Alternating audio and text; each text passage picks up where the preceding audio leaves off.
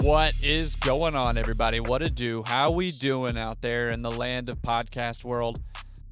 I'm doing well. I'm doing okay, for sure. It has been a very quick summer, and I want to throw an idea at you. And here's the thing, like this time of year, everybody is always hiring. Everybody, every resort, every location in the Northern Hemisphere is looking for operators this time of year. And maybe we do the same thing next summer for the Southern Hemisphere. But I would love to give resorts, managers, supervisors, whoever it is, the opportunity to have me either read out an embedded ad that they want to place on the podcast vocally, or even better yet, give that person who's hiring the opportunity to come on the Blade Dive for a short stint within the episode that airs, or maybe their audio is pre-recorded on their own phone and they just send me the M4A file and I dub it into the episode. I mean, look, it's kind of like going to a job fair, and all I'm trying to do here is connect people and give those listening a better sense of maybe who's doing the hiring. I mean, I would want to know. If that's something you're stoked on, send me an email at thebladedive@gmail.com or a DM on Instagram.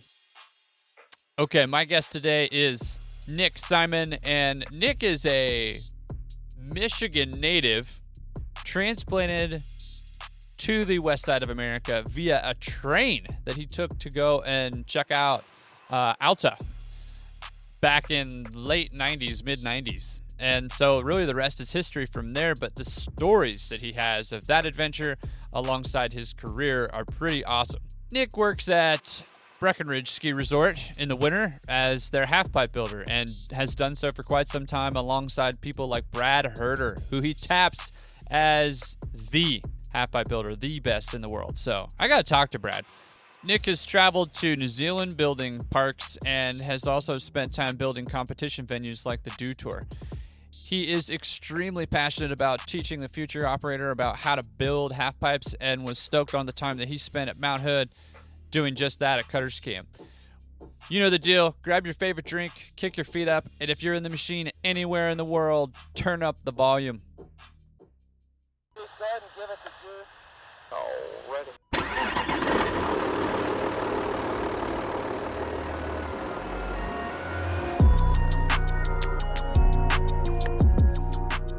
What is up, everybody? Welcome back to another episode of the Blade Dive. With me today in the virtual booth is this. I feel like this conversation has been a labor of love as well because everybody has lives and I'm trying to coordinate logistics and so are they, but we've landed. We have come to the virtual booth, and it is Nick Symon. And if you don't know Nick, Nick has definitely been around the halfpipe world as well, specifically in Breckenridge, but has a love for the industry and snow sports. And just through spending time in Utah, ski bumming it, and coming up in the industry, the guy is, he's well-versed in all things snow. So, Nick, welcome to the show, man. Stoked to have you. Parker, thank you so much. I've been looking forward to this for so long, and just hearing all the guests that you have on, and it's just been great entertainment and knowledge, and I'm ready to get this going. Hey, seriously though, I'm excited to have you, and like you said, the conversations have been just a wealth of knowledge, and I feel like oftentimes I get to know somebody that I thought I knew a little better. I do want to take a minute and thank our sponsor. This podcast, The Blade Dive, is presented by Prenoth. They back this thing. They're fabulous people. I'm so grateful for their support, and they help me pay the bills. So I have no complaints, and they're a big supporter of getting this thing live and out there for everybody to listen to, so thanks.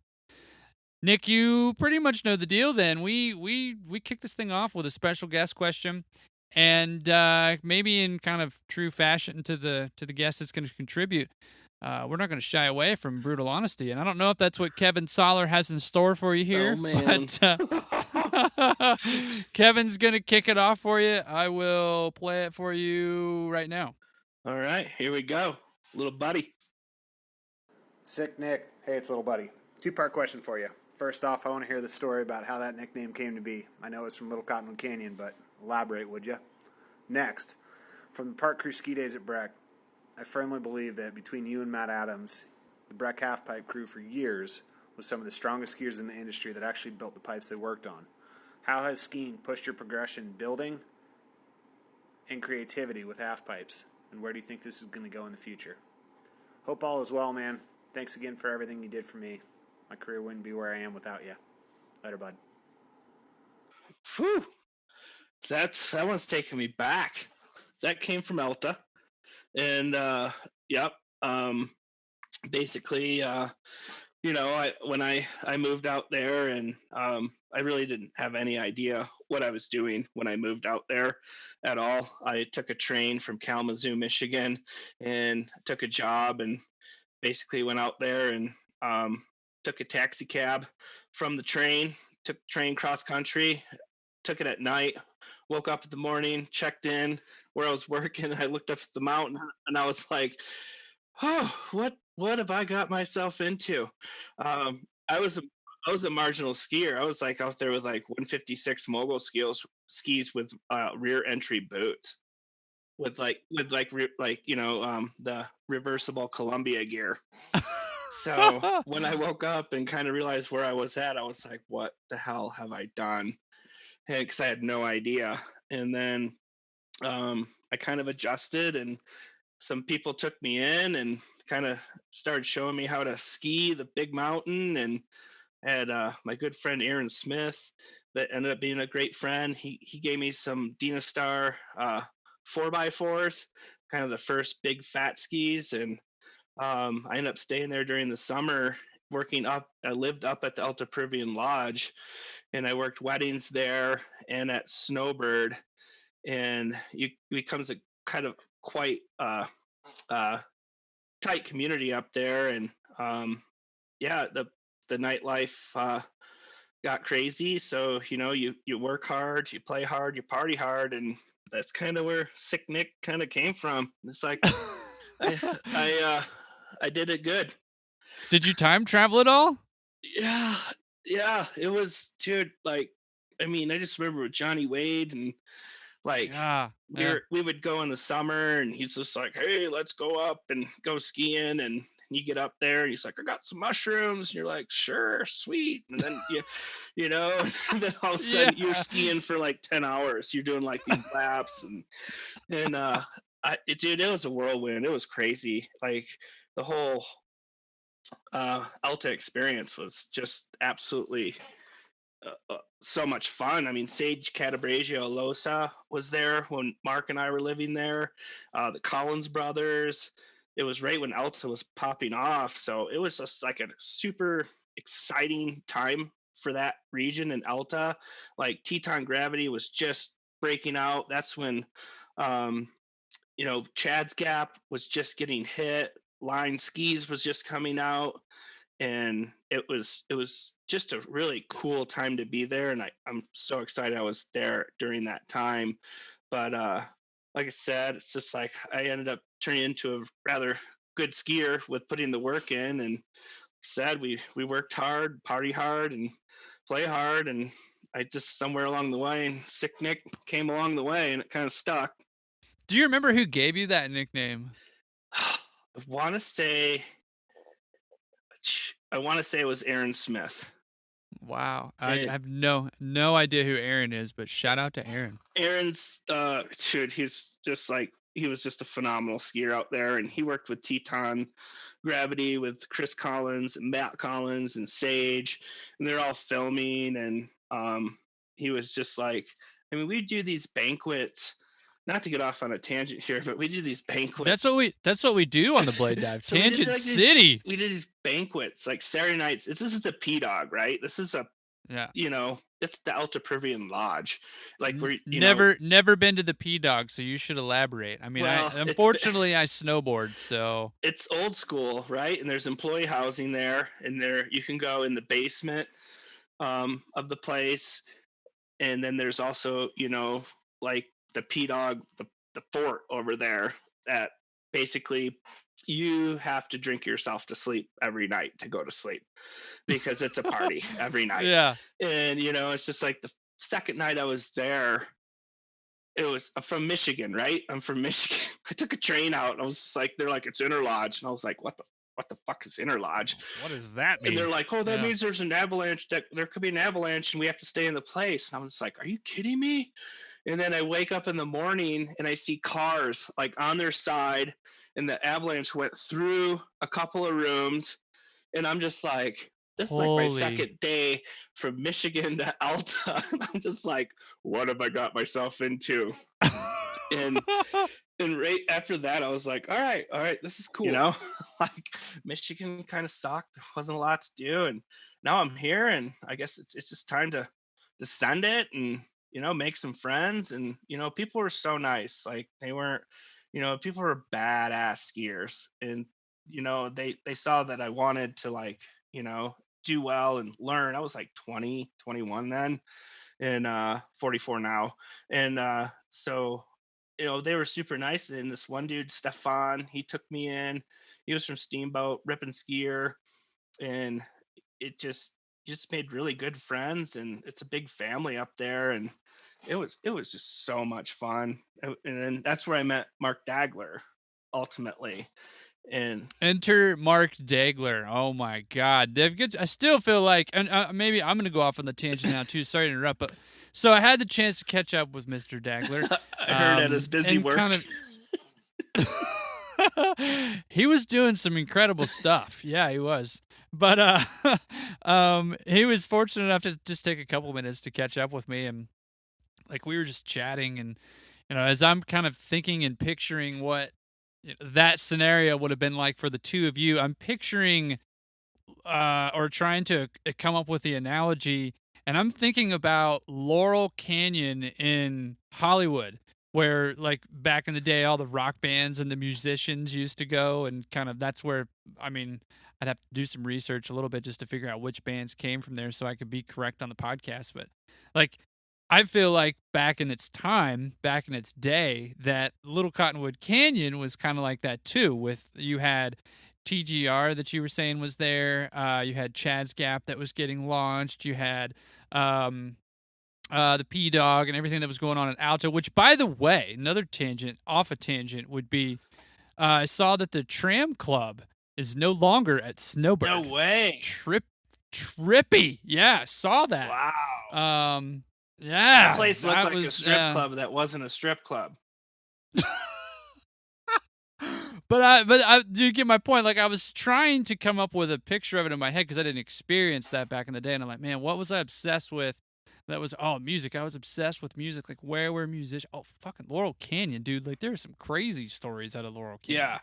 Yeah. Sketchy ass stories out of Laurel Canyon. And Mark was like, dude, that's a really good, it really is, analogy. It is. Like, dude, that was like, that's when we were there, man. It was like, that was a spot to be in, and it was just by chance I was there, you know, by complete chance. And it was just like, you have, you know, like all the different lodges up there and all the different crews at every different lodge up there. You have the P Dog, you know, and then you have that, the hotel, the lodge up, everyone has their posses, and everyone's out like, you know, trying to make their name, and, you know, who's going to go the biggest, who's going to go off Bad News, which is like 100-foot air, deuces, you know, triple backflips. And it was crazy. It was really insane. It was a heyday too, because it was like still the old germ chair, and you know, and it was just like a true core ski crowd.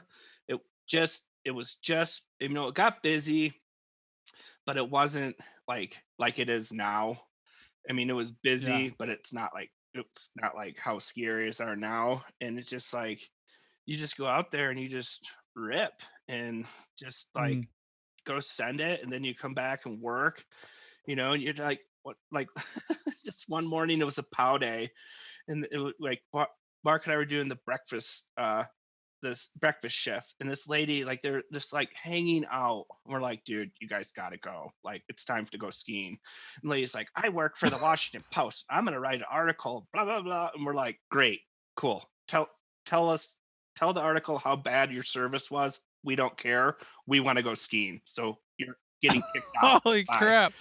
Yeah. Peace. Yeah. And she's just like, we out. Like, this is our, you know, this is our culture here, man. This is why we're here. We're not here to sit there and hang out at work. I don't ever hang out Yeah. at work. Yeah. But yeah, Dude, well, man, this is dope. The who was it? I think it was Aaron Bittner. I'm referencing snowboarding instead of skiing, but Aaron Bittner was talking about how he totally would just either peace out at lunch, or work a night shift, or work the early morning shift or something, so he could just snowboard. I mean, that was the obsession back in the day, because that's what I remember about being out west, being at places like Mammoth, and being in places like Park City, and even in North Carolina. I was telling somebody the other day, like, that was like, we used to park at the top of the hill at Appalachian Ski Mountain, which is not the equivalent of Little Cottonwood Canyon by any means. But we would park at the top and hop the fence and ski down. And if you could get on the chair once, like, the person who was monitoring the chair was like, "Oh yeah, whatever, dude. Like, you're lapping, no worries, free ticket." yeah. And we were stoked. Like, that to me that is a massive reason why I fell in love with snowboarding, because it was a risk, and you were having fun taking the risk and partying and doing your thing. And that's the thing too. It's just like, going out there, I wasn't a good skier at all. I was skiing at like Cabernet in Michigan, Yeah. 400 magical vertical feet, Yeah. and going out there, and I was just like, but then I learned the culture, and I was just like, then, the first year I was kind of like culture shock, but then I put my work in the summer, just skiing like corn, the north facing stuff. I was like, I got to get better. And that's all I did, is just hike and ski. Cause I wasn't making a ton of money. I didn't have a driver's license, I didn't have a car. So I was just like up in Little Cottonwood Canyon, and that's what I did. We hiked and biked, and my good friend Sean Whitney at that point, he stayed up there with me, and we rode mountain bikes. You'd ride over, you go up Grizzly Gulch, ride over to Park City, have lunch, and ride your mountain bike back over to Little Cottonwood. It's like, that was a fun summer day. Dude, well, I did hear this is a true story. Like, I did, and I do want to talk more about Little Cottonwood Canyon, but I want to get into that second part of Kevin's question. But yeah, the Tram Club Snowbird, Yeah. no more. That's crazy. That was a trip. And that's historical. Nothing lasts forever, but man, that was weird to see that go. That was from Snowbird. Like, they announced that on their Twitter feed. Oh, that's where people whoa. jammed. I always remember you get a Wasatch beer and a shot for like $8. Yeah. Well, maybe they open it back up and turn it into something even better. I don't know. Maybe they keep it the same name and just clean it. It's been around for a while, but it just kind of reminds me, like, just think it back. It's like, you think about, like, like a 70s nightclub kind of. It was like, had that kind of back to it. It was weird. It definitely, the Tram Club is memorable. That's for sure. Was that Studio 54? Yeah, exactly. Like of Utah, because that's about as crazy as you can get. Yeah, Jesus. There was a second part to that question. Kevin was asking just about you and Mr. Adams and the Halfpipe piece, and the stories and the experiences and the progression, really. Yeah, Matt was awesome. Matt, to this day, he's a friend of mine. I don't see him too much. He took a different career path, and he's doing very successful, but he was kind of like my right-hand man for a long time, basically from the startup of the 22 foot halfpipe, and just a solid guy. He's an amazing skier, amazing athlete, and just all around just great person. And every time I see him in City Market, we always take time to catch up. And but I mean, it was crazy, it's like, all of a sudden one year, with the Dew Tour going on, we decided, like, well, let's do a 22 footer. And basically they gave Mark Daigler, Eric Armfield, and I, let's see, it was a 325 and a D6, and we engineered our own dirt work and produced our own dirt work for Freeway to make it happen. Which, with that little of equipment, basically we had to take the top part of the pitch is about 19 degrees, but that's where the start area is, and then right about where where the knuckles go, it flattened out to about 15. So we tried our hardest to get 17 out of that. And, we were just like leapfrogging dirt uphill all day with this little little D6 MR high track and a 325, and we were working on our weekends doing it, and we got it, and it turned out all right, for for three dudes just kind of having a laser out there with no surveying whatsoever. And then the first 22 build came, and Dew Tour came around, and Brad and I, we kind of figured it out. He had built a couple, and then after that, Matt came along, I think maybe like 2 years later, and he did, and that he did a lot of the little stuff, but then they got rid of all the little stuff. And I feel like when you take away the little stuff, you're taking away so much learning, because the little transition half pipes are so much harder than the big ones. And so he got pretty much thrown into the 22. And anyone will tell you, when you have two different cutters, one that's a little more experienced than the other, it's a give and take. He's like, my night's off, he'll cut, and then people are like, well, why is there a curb in the tranny or whatever? And you're just like, dude, take it easy. The dude's learning, like, just chill out. And because that was the start of, energy drink lane, as Chad Outerstrom would call it. After Duo Tour, we got 22-foot freeway. We were the training epicenter for like all pro athletes. So they expected these coaches and athletes like a Dew Tour half pipe every day. And anyone knows it takes care of half pipes. It's like a 2-week cycle. It can be prime for 3 or 4 days, but then you got to fill the bottom up, do maintenance, decks. It's a process, and you cannot. It's not sustainable to have a half pipe in competition like ready every day. It's just not possible.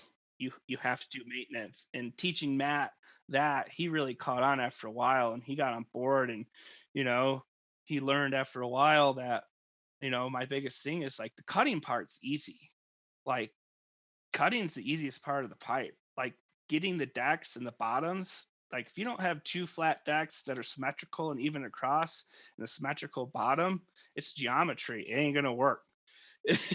And so yeah, I mean, that's like riding on a truck with a square wheel. Yeah.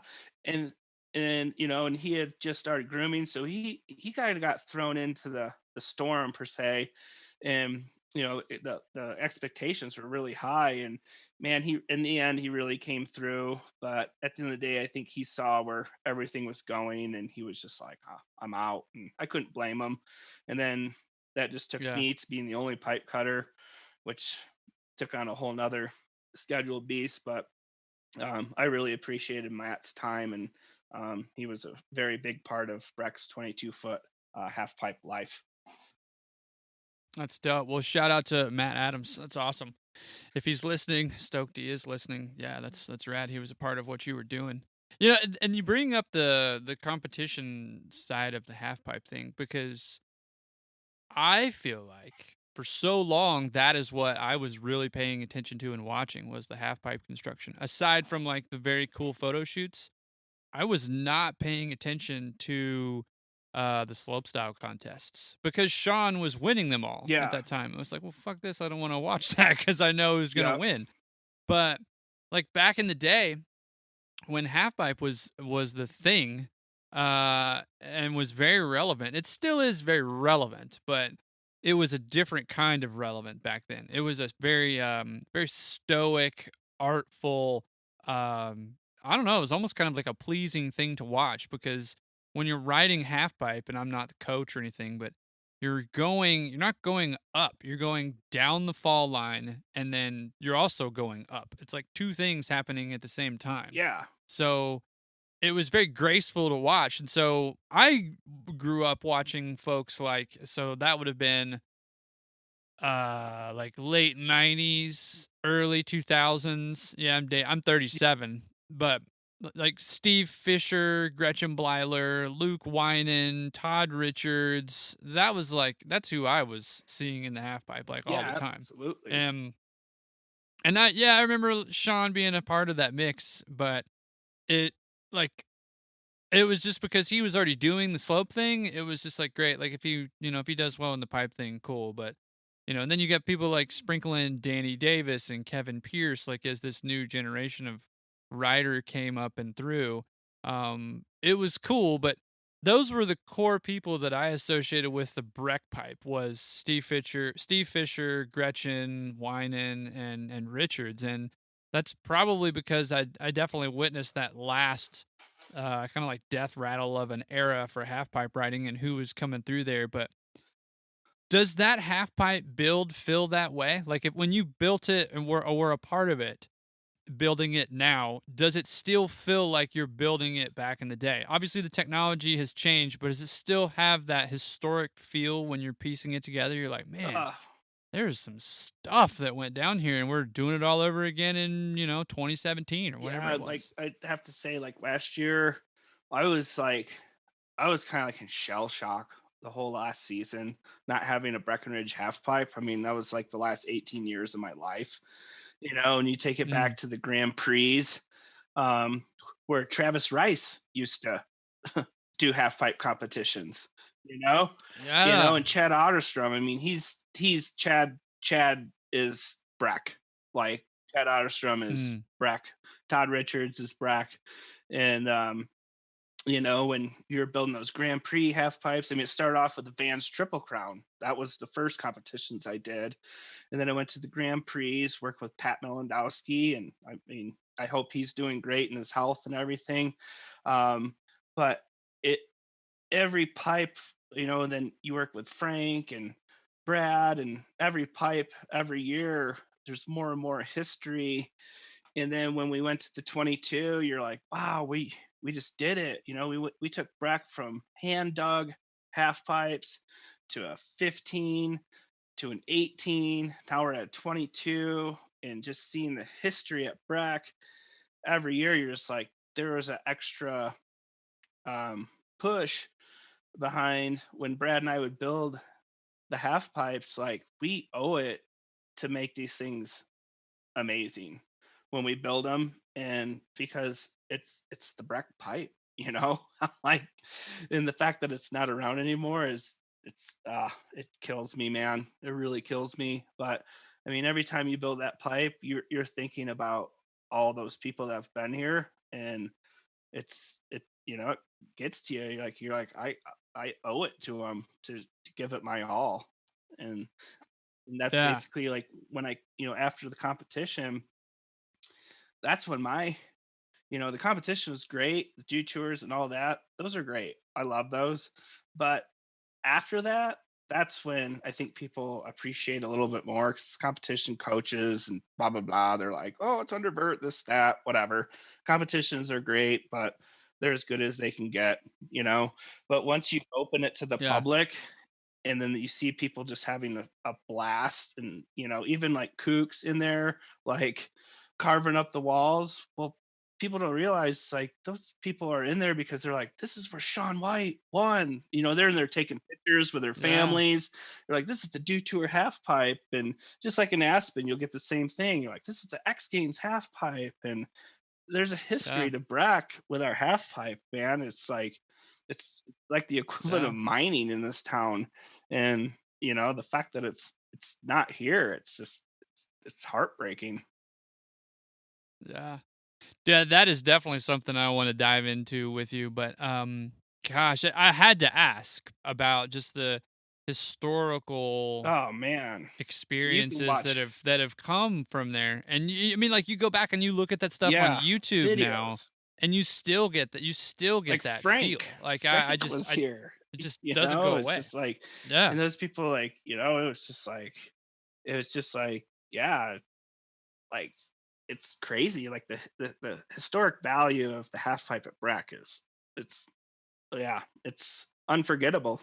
To be honest, that's what it is. Well, let's pivot real quick and we'll jump back into that, because I want to definitely unpack that some more. But just like every other episode on the Blade Dive, the coolest part about this show to me is deep diving a little bit into each guest and just kind of getting a little bit of a different lens on who they are as a person and how they grew up and what that picture was like. So Man, if you could, just anything you want to share, as deep as you want to take it, just paint that picture of what it was like growing up as Nick Symon. Yeah, it's just Michigan born. I was born in Lansing, Michigan. And then from there, we moved to Big Rapids for a minute. And then my dad was in the Army. And then he had a friend and he took a job in Houston, Texas. So we moved down there. And I think we were only down there. I mean, this is when I was really, really young. Um, and we lived in Houston in like this huge apartment complex. Like I think I was like 4, 5, but I still remember it. And it just kind of started off my wild life. Like one morning we wake up in the whole other side of this apartment complex, and we didn't live in a nice part of Houston. My family, we did not have money. We were poor, and the whole thing was on fire. And I just never forget the Wow. heat and the firemen coming over and like passing out on our lawn. What? And I mean, it started off, it was a kid trying to make breakfast for his mom, and he left the gas stove on. And I just, it was so Damn. traumatic because I remember it. I shouldn't remember it because I was that young. But I just, dude, How old were you, I you was like, think? I think 4 or 5. And I remember my Wow. dad and mom taking water out to the firefighters because they were just, I mean, it was just balsa wood, dude. This complex was like 4 stories tall, and the whole thing was just on fire. It was crazy. Wow. And then another funny, just a little quick burb. I just remember this from my dad saying this. Where we live too, our neighbors, apparently, my dad told me this when I was older, were escorts. And we constantly Oh, had shit. Houston Oiler and Houston Astro pro athletes visiting our neighbors. Oh, my God. Yep. Wow. Yep. Yeah. So that's the kickoff to my life. So basically, from there we moved back to Michigan to Big Rapids, and that's initially where I grew up. A big part of my life, the first part, I grew up in a trailer park. Man, my dad was a Mm. mechanic. My mom was a custodian at the college. It's called Ferris State University, and grew up in the trailer park. Had my crew, your bike riding crew, kind of like the Sandlot kind of thing. Yeah. And it wasn't whatever. It was what I knew. I didn't know any better. And then I think right before I went to middle school, we finally bought a house. And it was like the Jeffersons. It's like moving on up. I remember that show vividly. I'd be curious to know how many people who are listening right now actually They're probably remember like, that "What the show. fuck are you talking about?" They're probably like, "What the fuck? You're gonna start talking about Welcome Back Carter next year to me." And so like we got a house, and it was like right across the street from the school I went to, and my mom had me going to a Lutheran school. Money kind of got like tight. Like I said, both my parents worked for the university, so I got 16 free credits a semester, which helped out a ton. But That's yeah, awesome. so I Wow. got I went to turf grass management, which was a biology major, and it did. The first year I didn't do so well, and so I took a year off, moved down to Florida, just hung out, and worked at some golf courses to kind of like just work some turf grass things. And then I was like, Florida sucks, and so I moved back. Florida's a great place to vacation, but horrible place to live. Yeah, I could never live in Florida either. No, I definitely feel like I was wearing a sweater if I there's stepped too outside with all the well, humidity. there's too many things that want to kill you down there too. People, This is animals, true. reptiles. I don't. Yeah. So went People. back Oh and my did God. 2 more years of school. Like it was just a college town, and I was just like, dude, if I need more. I'm like, I just I'm gonna end up jail or dead because it's either like you go to school, party, blah blah blah. It's the same shit every day. Then the winter comes in Michigan, and it's about the most depressing thing to go through ever because it's cloudy every day and miserably cold. And that's when I bought that no, going back that train $230 train ticket to Alta. So that's kind of basically everything leading up to the Alta thing that we talked about earlier. And it's everything kind of came full circle. And I guess everything's worked out well. I'm doing okay now. Yeah, dude, it's crazy. I mean, that story is incredible. coming from nothing, and look at you now, like started at the bottom and now Yeah. you're on You know, top. like Like just that's with my wife and I, we've never had any like help from our parents, and everything we've done is through our hard work, and um, it's very rewarding. And um, when you do everything for yourself and work for it, I feel it's way more rewarding, and you pass it on to your kids as well. Our yeah, kids see how hard we work, and I think that will yeah. resonate for them. Yeah, like the struggle is real out there being able to provide for yourself, like especially if you want to be able to do it in a mountain town. Absolutely. Um trivia, like I'm quizzing myself here, but Lansing is the capital of Michigan, correct? Correct. And my family, my mom's side of the family especially, are Michigan State fanatics. And Wow. so when I met my wife or whatever, when we started dating and stuff, uh, she, Jenny's from my wife. She grew up in Westminster, Netherlands. In Colorado, yeah, you have the Buffs, but she's just like, dude, what's up with your family and college football? And I'm just like, well, it's kind of what you do in the Midwest. I'm like, there's not much to do. It's like SEC, the ACC, the Big Ten. I was like, it's kind of a big deal. And she's just like, she never just like, to this day, she's just like, what? What's the big deal?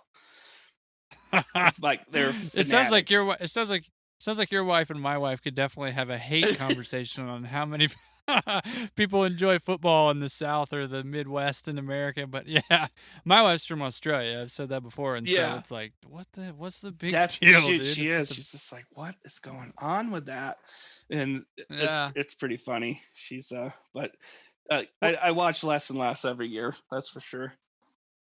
yeah, you and I both. I never really grew up the football. I was kind of like shoved into liking the Vols, Yeah. and so I won't. No disrespect, they were a great team, and now they're a losing team, and people just need to accept that, and they can't. And so there's a very tumultuous relationship with the Vols. I think management of the team and then the fans. It's heavy. It's just like our kids uh, too. They when we go into town recent late, and they're my kids, and they're always just like, "Dad, why does everyone have like these like Longhorn shirts on and these Alabama and it's crimson? Like, what is this?" And I was like, it's what they do. It's yeah, what they do. it's an entirely different Yep. culture, kids. Exactly. If you want to be that obsessed with it, we'll support it. Just be a good person. Exactly. That's all we asked for. But so like places that you were maybe even attempting to ski in the Midwest. I mean, were you exploring places like Boyne Resort? Trying to think of other places. Mount Bohemia. Like, were you going anywhere like that? No, like it was like Crystal Mountain for Big Rapids. It was Crystal Mountain, Cabernet, and then I had a friend whose dad was like way high up in Yo Plate. They had some money, and they took me on some nice ski trips, like to Homestead and Mm, up by Traverse City, and those were nice. But I pretty much was like Crystal Mountain, Cabernet, um, gotcha. and it was just like groomer. You skied at night. That was the Yeah, jam. dude. Like, I love skiing at yeah, that night was back like, east. in like I said, it's like we're like, oh, we're good skiers and this and that, and like when I moved to Alta, I arrived, I was like, what? There's 4 buckles on boots? What's this? And there's 6 seats on a chair? Yeah, Like, and what? like skis are like 180 to 200. What? But I thought that was the coolest name ever for a place that you could go ski, though. Mount Bohemia. yeah, I thought that no, was I dope. heard it's really good, and it's just like uh with Cabernet and stuff, it was tiny, just tiny. And like I only skied, like I started skiing in middle school. It was just like ski club stuff. And like one night, like people that took me, they just wanted to stay bell to bell, so I got home like at 10 o'clock. My mom, there's no cell phones then. My mom completely Yeah. freaked out and put the Oh. kibosh on that. She thought Do you think my mom was like, do you think yeah. your Yeah, do you think your parents were, I mean, it sounds like they were rad parents because they were just willing to do even though they didn't have. You know what I mean? Like Yeah. they they were like, look, we don't give a shit if we don't have anything. We're going to make sure our kids are definitely having an okay life. Like, we will sacrifice so they can have. Like, that's what that sounds like with you kind of telling us what you were all about, what you were getting into. Was that a pretty accurate description? Yeah, my parents were awesome. Like, they were. That's so it was cool. I was an only child too. I'm an only child, and and we had a cottage that my grandpa and grandma had just outside of town, and we spent a lot of time out there. My dad took me out there hunting and fishing and all that, and taught me how to shoot a gun, fish, all that, hunt. It was cool out there. It was great. My dad was super old school, like super old school. Like, I'm out there driving out. It's like, people don't realize back in the day how it was. It's like dad loads up a 12 pack in the cooler and he's smoking butts with the windows up with me in the car out to the cottage, Sending it. It's just like, it was a different time then that was acceptable. People smoked in houses then, in restaurants. Yep. Yep. Oh, dude, I remember as a kid, like, hey, you want to try the beer? Yeah. Have a sip, give it right back. Like, that was what it was. No, and it's just like going out hunting, first day, like deer season, high school. Is like, I invite my friend out, and dude, dad lets us have a couple bush lights. Woo! It just sounds like you had a really, even though you were an only child, you had parents that were supportive of you being able to go and do an experience and give up a lot so that you could, which is, I think that's really commendable. Yeah, man. definitely. My mom was a little overprotective, but we got around that. Well, you were definitely doing your thing. Man, we've already talked about football and how that's a culture in itself. But besides just what was around you as a kid that you were exploring with respect to just sports or school, was it Alta that was definitely the introduction to machines and equipment, or was that in any way, shape, or form around your life early on? So, like, my first equipment experience was my grandpa Brown, my mom's dad. They owned a pretty, like, a house, like, kind of north of town, but they had, like, I don't know, probably like 2 acres of lawn. And from a very young age, my jam was to go out, and he put me on the rider, and dude, I mowed that whole acre, and I was super proud of it. And then what he did too is, like, he got me like a golf, what's like helped me with my golf is, like, he got a golf ball collector, those one handheld ones, like dunk, dunk, dunk. And so we would mow, and then we kept getting further and out, and then we put like a flag out, and so I would mow, and then I would practice my golf out there. And so it was like my I'd mow, but my reward was being able to, like, after I mowed, is shoot, like 100-yard chip shots at this flag pin, and then go out and pick them up. And it was super rad. He was out there with me a lot, and a super, super cool grandpa. Super cool. And then from there, I went to high school. I did landscaping. I actually owned my own little landscaping company. I'd take my dad's lawnmower, and our friend at the university, old people would call in that need their lawns mowed. So I would just I had an S10 truck, and drive around and mow all these elderly people's lawns for $20, and that gave me my gas and spending money for the week. So I did that in the summer. So cool. And now I'm doing it on a huge scale. So yeah, I was just gonna say that's actually a really good transition for me to ask just about your landscaping business, because and it really kind of makes me wonder too, and want to elaborate on just where you are and what you're up to with being able to provide for your family. Because, dude, it's not like jobs in ski resort towns that are year round are, you got your pick in there. You they're definitely few and far between that are sustainable for an income. And like just recently, I even saw where I don't know, you may have seen this too, but I saw where Jackson Hole opened up this not the ski resort, but this town. The town of Jackson Hole built they built this like affordable housing complex, and they based it on market prices. So, and this is, I mean, anybody can go look this up right now. It's on their Instagram.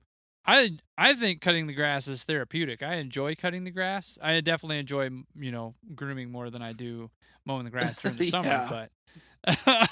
but but it's still like that is one way that you can offset the cost of living somewhere in the summer. It's just, how far do you want to take it? Do you want to work at the golf course, or do you want to start your own business, or how are you hustling that in the summer? How did that start? I guess I'm getting to the point of long-winded question here is, what was that really the catalyst for you creating that now? Or did you see kind of creating your own business as a sustainable future during the off season? It kind of happened. I mean, at the end of the day, it all happened because of my wife, Jenny. She basically, she worked landscaping, and she kind of just slowly built it up, putting a lot of her own money into it, our money, um, starting up slow. I excavated forever. It was a job. We had our first daughter, Reese. We were living check to check. We So were you excavating when you met Jenny? Was that your wife's name? Actually, when I Jenny? met Jenny, I was actually landscaping. Actually, I was doing irrigation for my good friend Tom Vitalone, who owns probably now the largest 2V's landscaping, largest outfit in Summit County. Mark and I actually, Daigler, worked for him when it was high country irrigation, and basically just out breaking our backs, hand digging, using a pipe puller, installing irrigation for Tom. And I was kind of doing that. I worked at the Breck golf course for a little bit. I worked for a couple landscape companies when I met Jenny. And then I worked for this place called Neil's Lunsford. I mean, you live out here, you probably saw them. They're a pretty big outfit. Oh, I And did. I Yeah, worked for they're a them, huge and they were outfit. working me like a dog. And I was just like, wasn't making any money. So I was like, oh, and they were having me running mini hose, whatever, skid steers, all that. And then I was just like, well, I'd like to excavate. So I got a job excavating. Back in the day, they gave me, $16 an hour, 16 years ago. So that was pretty good. And then Jenny was working at the brewery. She bartended and stuff like that, landscaping in the summer. And Which brewery was she was it? a Breckinridge brewery. That's where I met her. Oh, Yeah, cool. my friend Josh Sweet. Tostada, who's super, super good 24-hour mountain bike rider, was the head chef there then, and he introduced us. And I guess from there, here we are. And so I was up one Yeah. day in Engler Mountain, and I saw these developments that just looked like shit, right? And I was just like, and by the way, I was also mowing residential lawns. I would excavate all day, then come home, grab a lawnmower, and then go mow all these lawns that Jenny were gardening at. Wow. So I would throw hand lift the lawnmower and the weed whacker and the blower in there, and go around and mow these lawns till like 8 o'clock at night, and just earning our dues. And then finally, I was just like, well, let's take a risk. And I went to my boss around July. It's probably like 7 years ago. Kermit Miller, who owns Stan Miller, biggest excavating outfit in Summit County, and close to the state. And I went into him and I was honest, and I was just like, hey, we're gonna take a chance, and I appreciate everything. I got along with Kermit really good, and he was very respectful that I did it right. I was like, I'll give you 2 weeks, whatever. I was like, I really appreciate it as an employer. You treat me well. And to this day, if I see him, we're great. Like, we get along great. And, I didn't want to burn a bridge. You can't burn bridges in this county, as you know. And so we dove into it. And then little by little, we grew. And then, like, this year, we're like, we probably grew a little bit more than we want because we can't have the employees that we need. Jenny has a couple girls helping her. I have a crew of 3, and I need like a crew of 5 or 2 crews of 3. Yeah. And I can't find any irrigation help. So I'm the only irrigation person. That's basically what I do. I do all the irrigation turn-ons, repairs, blah, blah, blah, by myself. And we're taking care of about 300 properties. Damn. And so like it's taxing, man. Like my wife just threw out her back the other day, so she's been like basically on the couch for the last 2 days. And this with lack of employees, we're already thinking next year that we have to downsize.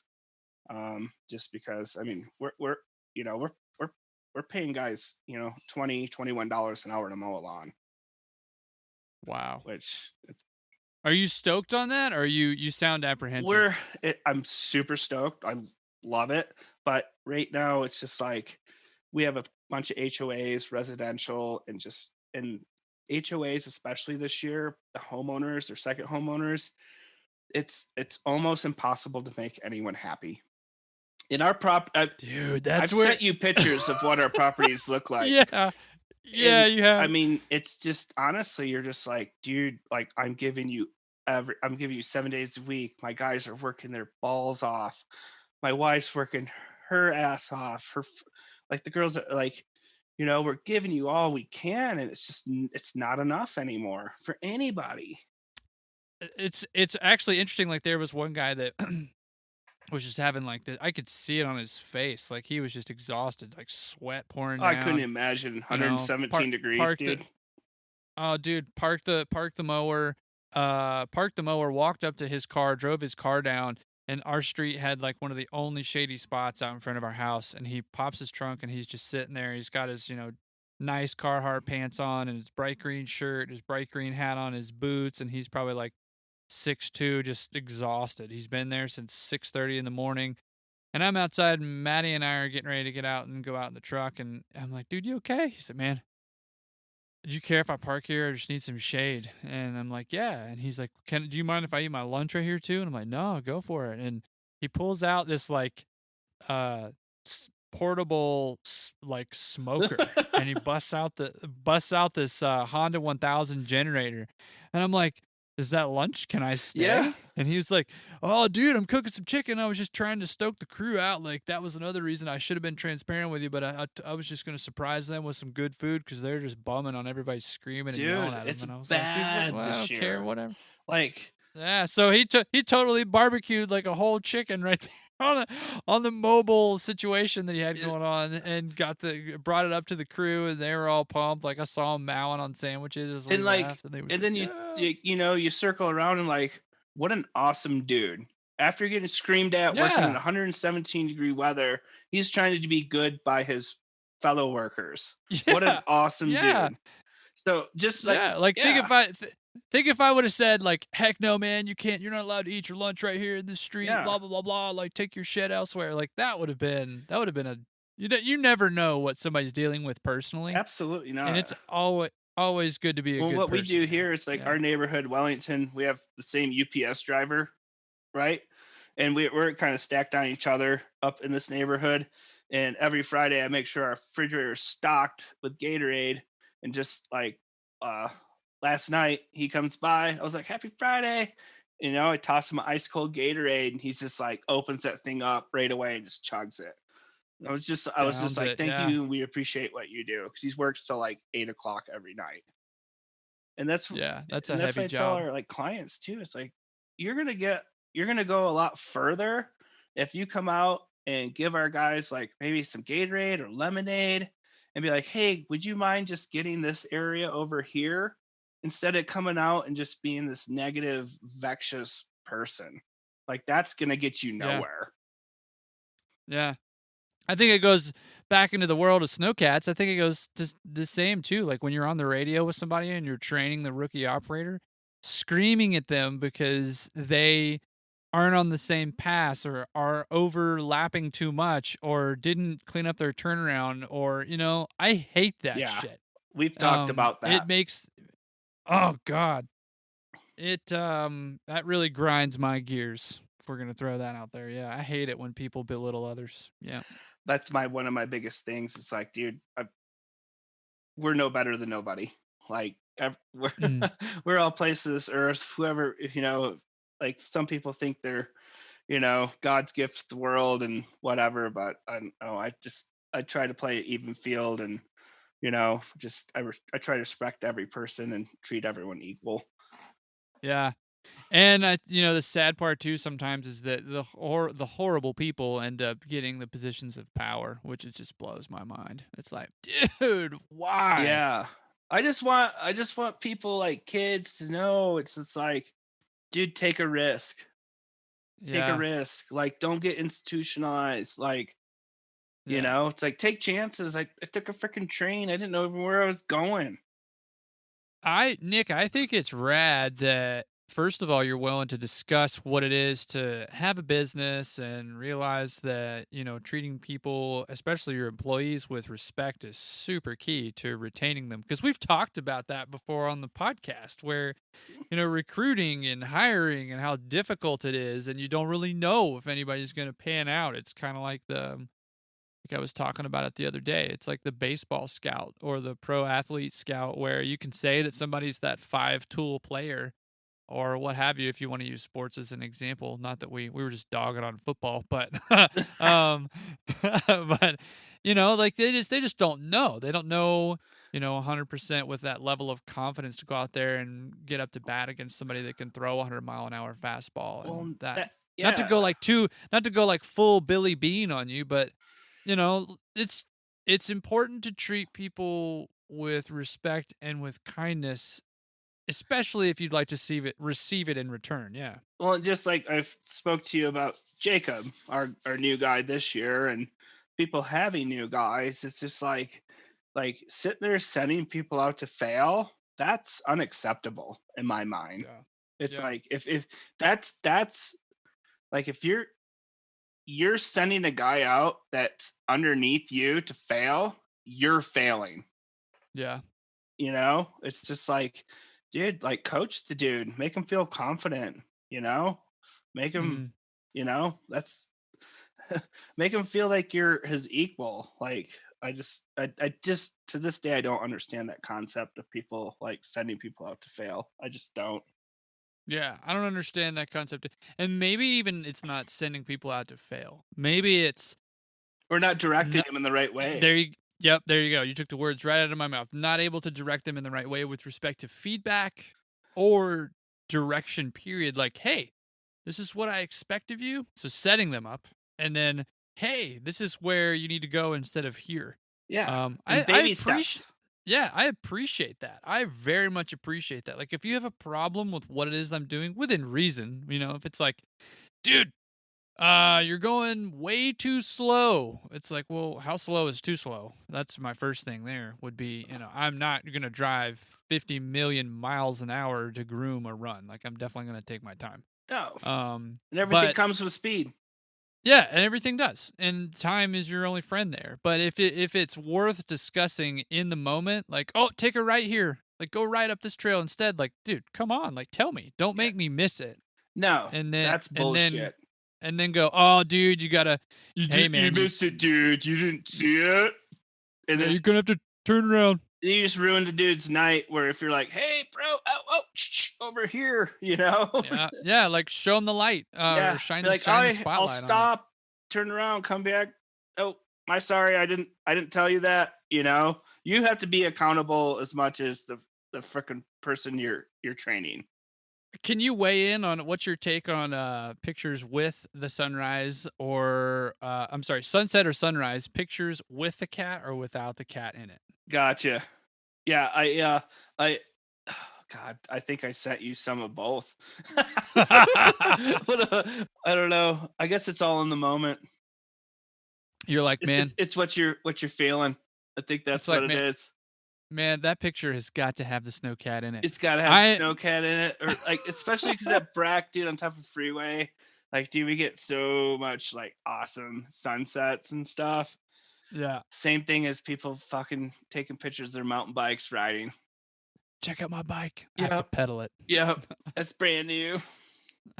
Key component of summer operations, and just to be clear, we're not hating on mountain bike riders. We're just, it's awesome when you want to frame that equipment. Like a numerous pictures that I take also are, which a lot of people don't realize, it's for your family. Yeah. It's just like, hey, remember me, this little shithead Nick?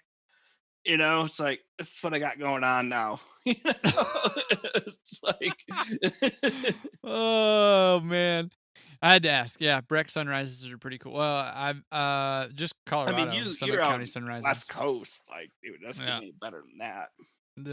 I very much appreciate the Oregon sunrise and sunset. I like the sunrises more than I do the sunsets. There's some pretty good ones up there. I feel like it's at just like Bachelor, it's for the night sure. that you're having. You're like, dude, you like, I gotta take a picture just if I'm having a killer night,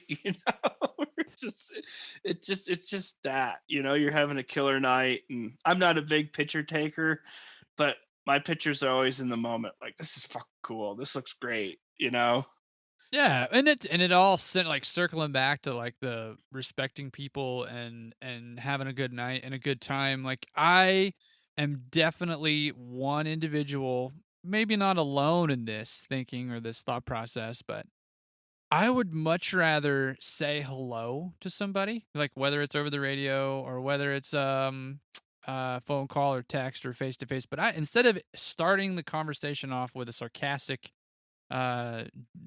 joke, I would very much take an interest in people. Like I always was thrown off and wondered why like somebody would say their way of saying hello was to be funny or sarcastic, and I'm like, dude, like I genuinely give a shit. Like I might be weird right now, but like, for sure. I'd be like over the radio, I'd be like, it is so good to see you tonight, man. Like, how was your day, bro? Like that was important to me. Well, that's like when we used to have a big crew, like I would be quiet. And I'd just be getting on the radio and be like, hey everyone, is everyone okay? It's kind of quiet night out there. Is everyone all right?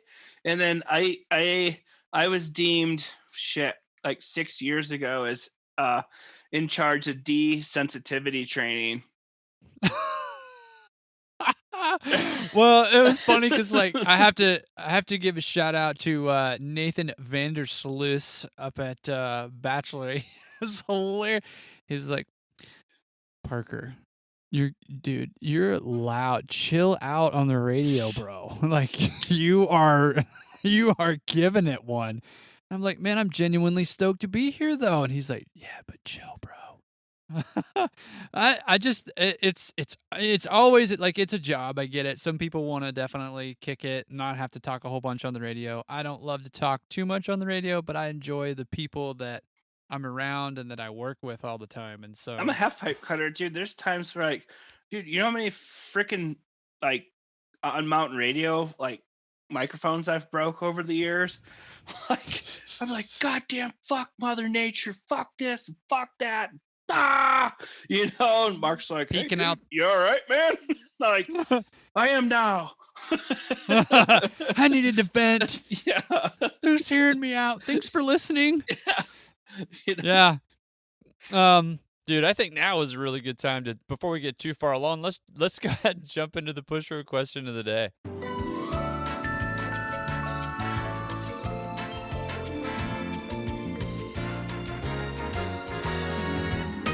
The push road question of the day. The push road question of the day, if you're joining us for the first time, is something that you, the listener, can contribute to. It's an awesome way for you to be involved with the show. To do that, we release who we're going to talk to. We let you know who we're going to talk to that week on either the Tuesday or the Wednesday, depending on when we're recording. And we do that on Instagram stories. So look for that to drop. You can submit your question there. I had a couple people say, my question is super long and it doesn't fit within the little thing. That's my only beef with that questionnaire that Instagram has. Send me a DM. Send the podcast a DM if your question is lengthy. Just know that is what you should be looking for, who we're talking to. And if your question doesn't fit within the inquiry, just send us a DM. We'll go heavy, first one. Oh, shit. Because I know we've already talked about it a little bit, but the first push road question comes from Mr. Zach Collins. And Zach wants to know, he says, what is the future of terrain parks at Vail Resorts, and where do you see yourself in that plan? Oh, that is heavy.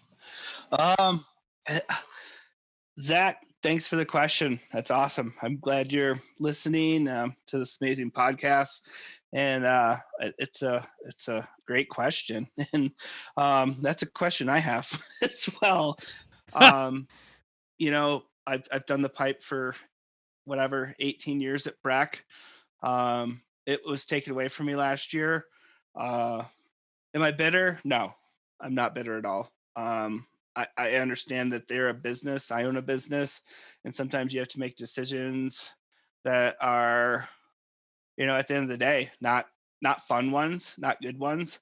They're trying to, run a company during a pandemic, and I in the size of Vail Resorts, I couldn't even imagine like what it's like to do that. So I'm just gonna sit back and wait and see what's going on. I'm there they're employing me right now. Like last year, I didn't have a half pipe, but I helped the park crew out. I just assisted them and enabled them to do their job. It was actually great because I worked really hard in the summer with our own business, and just assisting the park crew and taking charge of the smaller parks, which my kids hit and a lot of our friends' kids hit. Being a community member here in Breck, it's just we're kind of on a pause. We'll see what happens, what materializes with competitions and everything. As we're seeing right now already with the Tokyo Olympics, just another surge with the variant. So right now, I don't think you can do any knee-jerk reactions to see where anything's going. I think everyone needs to be patient. And, if anyone wants to employ me, like their resorts, keep me employed and pay me, I'm more than willing to do that. And I appreciate it. But at this time, I just think everyone needs to be patient. And I think give it a couple years, like the whole world at this point, and we'll see where we're at. But I don't think there's any means to be like upset or mad or anything. This is unprecedented these times, and everyone is making their decisions accordingly to what is presented to them at this point. And I'm just thankful that I have a job at this point during the winter and operate a Snowcat and work with my good friends. And there's no complaints here. And hopefully we'll have a pipe back at Breck at some point. That's all I can say. Well, I've got another question for you. It's from Jacob Grobel. And as you and I, Nick, were trying to produce this thing and figure out what dates were going to work, and it kept getting pushed, Jacob actually recorded his question way back, probably like April. So I will, like the OG Push Road question submissions. I will go ahead and play that for you now. Hey, Blade Dive Podcast, and hey, Nick. So, as a kid growing up in Ohio, I remember watching the edits coming out of the terrain parks at Breck, and they absolutely blew my mind. And I remember thinking to myself, someday I'm going to be building that stuff. Now, fast forward a few years later, and I'm in Park Lane with yourself and Mark teaching me how to push up a lip to a rail, and it's really crazy to me. So, thank you not only for teaching me everything you have so far, but also for making the sport what it is today. And as a second-year operator, I think it goes without saying that I make my fair share of mistakes, a good amount of fuck-ups. So my question for you, Nick, what is your biggest mess-up in life or in a cat, and how did it turn out? Thank you, guys. It's coming in hot. It's Midwesterners, I tell you. Love it, man. First of all, I just want to say that we call him, it's Jacob, but Mark and I have deemed him Jakob. His name's Jakob. Yeah. Jakob. Appropriately, he shouldn't take offense to that, too. No, there's a very Mark famous and I are snowboarder. Notorious for nicknames. And his brother Cam works for me currently on my cruise. And they are both just absolutely wonderful young men and hard workers. And to say both of them have bright futures ahead of them, without a doubt. Whether they know it or not, they do. They're just both amazing kids, and props to their parents because they both raised some fucking cool kids. Let's see. For the first part, Jakob. Yeah, I came from Michigan out on a train with rear entry boots to Alta and ended up being, the half pipe guy at Breck. Never sell yourself short. The one advice I could give like to anyone is take a risk. Like I have never achieved anything that my let me switch that around. My greatest achievements come from taking risks. So basically it's like if you want to do something great, you want to do something awesome, you have to take a risk. And I think if you talk to any business owner, any billionaire, anyone that hasn't had just money fed to them, you have to take a risk. And once you take that risk, you gotta own it and you gotta send it. And whether it works out, you don't know. But at the end of the day, if it works out, great. If it doesn't, you took that risk. And I just there's so many people that will just sit back and go to their office, do their job, and they're not happy. Just like, dude, just everyone out there, it's like, dude, follow your dreams, take a risk. Like, you, what do you have to lose? You know. So, do you think, Parker? What do you think? Wow, I'm getting to Jakob. I'm honored I get to weigh in here. I think that I don't believe in regrets, but I definitely believe that you should be able to and want to be able to advocate for yourself by telling yourself what it is that you want out of life, either out loud or to yourself in your head. Yeah.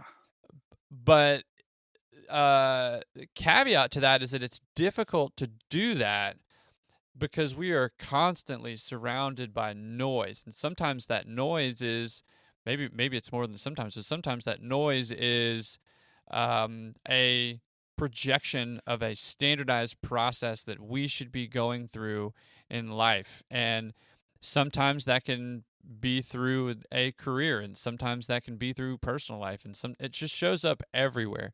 But as people, we consume and we consume and we consume, and sometimes we don't even realize what we're doing. And I think that would be probably my biggest fuck up would be I have not in life amongst either my peers, colleagues, coworkers, put my foot down and advocated for myself by saying this is what I need, either out loud or in my head. And just recently, only recently in years, have I gotten good at that. And it's hard to do. And sometimes there are decisions you don't want to make. Yeah, absolutely.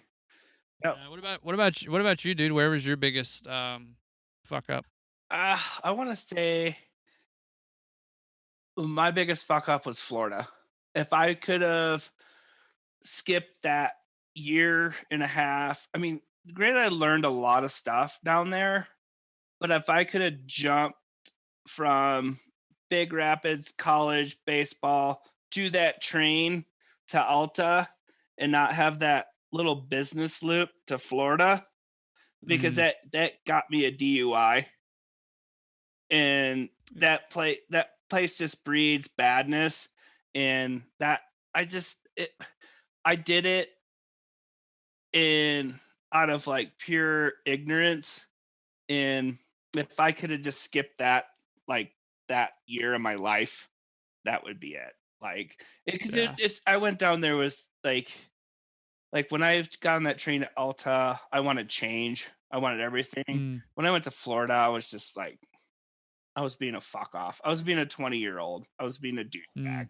Like, I guess maybe you have to have maybe that year or whatever in your life. But if I could have skipped that, I didn't gain anything out of that, really, honestly. Yeah. I didn't. I think, dude, another one I think for me would have been I was not. It's funny, like my wife often tells me now, she's like, I really appreciate who you are now, but you're telling me you weren't that way, when you were coming up in the industry. What was happening there? And I was really trying to be somebody else because I thought that was the model that I needed to be to succeed, be cool, and be relevant in the industry, when that is so far from the truth. Like, you sleep better at night when you're yourself. Absolutely. So man. when you're making decisions for other people who don't even, want to be around you during the day, or aren't calling you back, or aren't investing in you, that's a weird friendship. Yeah. If I could have audited my life with friends and who was around it years ago, I should have done that, but I didn't. And, I learned my lesson, and you move on. But yeah, be yourself. Be yourself. Don't be cool. And that's Don't what be I was cool. Don't trying worry to, about being in cool. Florida, I was trying to like follow a girl. Like, it was stupid. And, at the end of the day too, Jakob, it's like, if you find a good lady, like I did, my wife, she changed my life. Like, my wife, I owe everything to her. Like, she is simply amazing. And she taught me to be myself and not to give a fuck, and just be me and her. And we have 2 great kids, and just be authentic. Like, be authentic. The minute that you're fake, like, and going down a route, like, it's just a fucking waste of time. Like, just be true to yourself, bud. And the only thing, Jakob, I could tell you too, and I tell your brother Cam this, it's like, do not get institutionalized at a ski area. You're young, you're brilliant, you're a smart kid, you have so much ahead of you. Do not get institutionalized. Like, explore everything that is out there. You're young. Like, don't do that. Yep. It's easy to really, and this is the other thing that I love talking about too. It's easy to talk about this stuff. Like, it really is. It's incredibly, incredibly easy to. I do want to get to our last push road question, and it's a little bit lighthearted. So, we'll switch gears, but it's from Mr. Mike Grab. Oh, shit. I thought you might like that. And Mike's question is, so you and your older brother, do you two go shopping together for your workwear attire? Question mark, exclamation point. Oh my God. So, Mark kind of alleviates to that too, I think, later. So basically, Mark and I, we've been very, very good friends for a very long time. Like, his kids, my kids are friends. We're like, and if you know us, we have these Carhartt sweatshirts, the Force ones that are the same. We've had them forever now, but we keep wearing them because that's just kind of the people we are. And we have the exact same sunglasses, and we wear the exact same hats. And so what that causes is Mark and I getting made fun of our employees all the time, which is fine because that's what we love. And then, but what it causes also is the mechanics. So they're older, and our park crew, we have made an amazing relationship with our mechanics. Like, dude, like back in the day when I had a half pipe, when the Zog would break, like Johnny would be out there, and then we'd have like Jerry and all the great mechanics, and Johnny would come up, and I'd show up, and Johnny's like, well, Nick said this needs to be done on the Zog. And I'm like, Johnny, I am Nick. He's like, well, Mark then. Mark. And then Dave, the other, like, so they, like, honestly, it's like, if you put us up, we look a lot alike.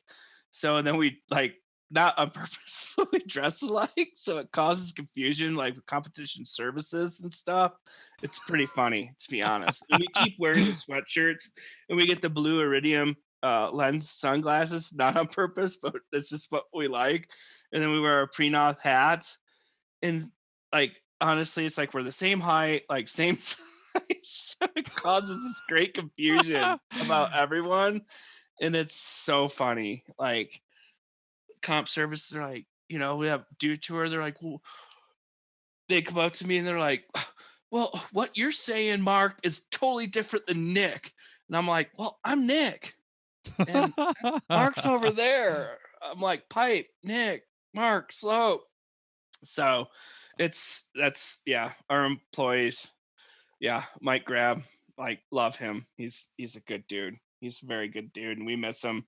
He was part of the cut, the pandemic cut, and I miss his he's just he's just a fucking awesome dude. He's just talks, and he's himself. He's authentic, and that's what I love about him. He's authentic. Well, at any point in time, do you think? I mean, I'd want to know too. Like, did you and Mark go to the same thrift store? It even counts too if you sat down in front of two different computers and ordered the same thing at the same time. Dude, it honestly all happened by chance. No Like, shit. honestly, it was like It was like four falls ago in Murdoch's and Silverthorne. They had this, like, it was a great, dude, it's the best sweatshirt I've ever fucking had, and that's why we keep wearing them. It's like this Carhartt Force, and it was a size. It's like this blue sweatshirt, and it's like, honestly, I've had it for so long, and I wear it during our summer. The back is almost white now. That's how freaking old school, but we keep wearing them with our, I don't know. And my wife's just like, you need a sweatshirt. I'm like, this is just my Carhartt, dude. Like, this is our jam. This is my and thing. We wear it, and then we also have a gray and orange one that are the same too. Yeah. So it's just kind of like an ongoing joke, and it's been fun, and like I said, it's just like that lightheartedness of our crew to like let our guys that are less experienced make fun of us. Like, that's being vulnerable, transparent. It's fun. Nice, man. Well, if you didn't get your push road question answered this show, make sure you're contributing next episode and in the future. There are always so many submitted, and I try to pick at least 3 to 4 every episode. So thank you to everybody that did contribute to Nick's episode. Super stoked. One thing that I did see today was the consumption of X Games as it's happening during the summer. I noticed that. And the common denominator that I saw, it made me wonder if the people who I won't drop names, but it makes me wonder if the people who are broadcasting that stuff by their followers based on how much engagement was actually occurring that people can see live stream. Like when you're watching that stuff online and it's on Facebook, or if it's gosh, I forget the name of the other website that you could have watched it on, but you can see like how many views, we'll use Instagram, are there in front of you. And if you're pushing your platform, you're going to have probably a lot of engagement. I mean, if you're relevant, you're trendy, you're pushing your platform, you're paying to play, however you want to put it. If you've got that big audience, you're going to see the retention. You're going to see the amount of people come back and look at that stuff. Now, then you can even go further and dive into, well, who are the followers? Are they bots or are they real? But what I saw was very few views and very few people watching the X Games for how much of an audience or how large of an audience all those platforms claim that they have. That was very concerning to me, because here we are in a 21st century where consumption of things is literally happening through the screen, especially with COVID this past year. And maybe it means that people are outside. Maybe we should look at it like that. Maybe we should look at it as something that, people don't even really give a shit about watching stuff online. But then that's even still a bigger concern too, because it's almost as if it didn't happen. I mean, the people that saw it and the people that watched it and the people that consumed it, fantastic. But I would be curious to know what the numbers were in the past so that I could make more of a statement on that. But with respect to just like your situation at Breck and that thing going away, that Halfpipe not being there anymore, is it because of, I'll go there. Is it because of participation, or do you think that it is a business decision? Beyond that. I honestly think it has to be a business decision, because that 18-footer where it was placed, with Park Lane being able to do jumps and a couple rail lines, then a pipe hit, was used heavily. Like, heavily. And, Zach from Prenoth filled in for me quite a bit. Brad did a couple days, and he was just like, dude, this thing's trashed every day. And I feel like having like a pipe, whether it be and I liked where Jeremy was going with like Zog redesigning a smaller Zog 13, 15, because that 13 sucks. It's not good. The transition is just, we all know it just sucks. The 18 footer is great, but if we get a good 15, 16 footer with a park lane size park, it's the equivalent to us, like Mark and I have this conversation, it's equivalent to a hotel or resort having a pool or a hot tub. It's just like, okay, so you're coming to Breck. We have, we offer a half pipe and we offer a park. That's like offering a hot tub and a pool. And you know what? Woodward is the Gaylord and the Great Wolf of fucking hotels. Maybe we could. Dude, it's just like, I mean, don't you think? Is that a bad analogy? I mean, no, I think that it's because I think here's how I take it like this.